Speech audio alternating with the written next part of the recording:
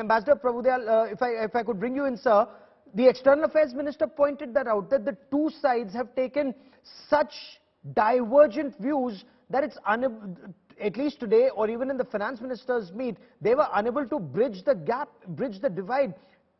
Does this appear then this will continue? Because a lot has changed since Bali. Russia and China seem to be going back even on the Bali declaration. And does this then mean no communique, just this consensus document? And what does this mean for the summit in September? Well, you're absolutely right in saying that there has been a hardening of the positions of the two rival blocs. There was a consensus reached in Bali, and India had put in a lot of efforts for making that possible.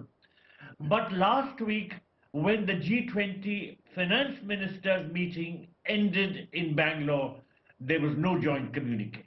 This indicated that with the Russia-Ukraine war now having continued for over a year, the two sides, the United States and the Western countries on one side, Russia and China on the other, both these sides have hardened their positions, and therefore it will become very difficult to work out a joint communique.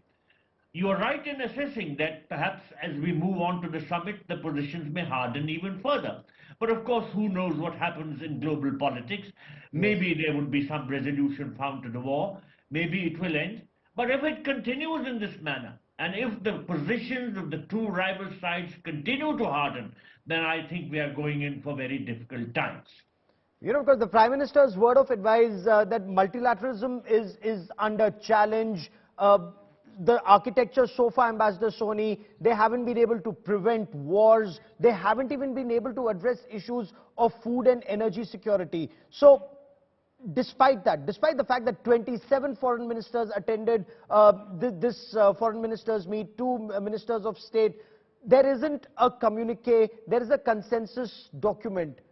Does this indicate India not succeeding in being able to navigate this minefield, or India tried? It's just that the positions are so hard, so be it.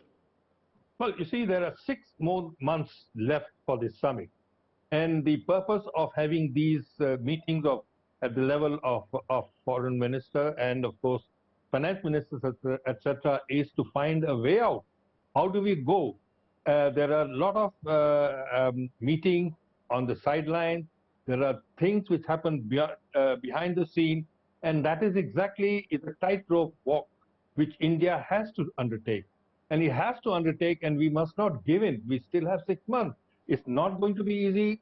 In all likelihood, it may not succeed, but that doesn't mean that they should leave all the effort. I think India can possibly try to come up with some formula, some kind of a system, which a formula which can be acceptable to them.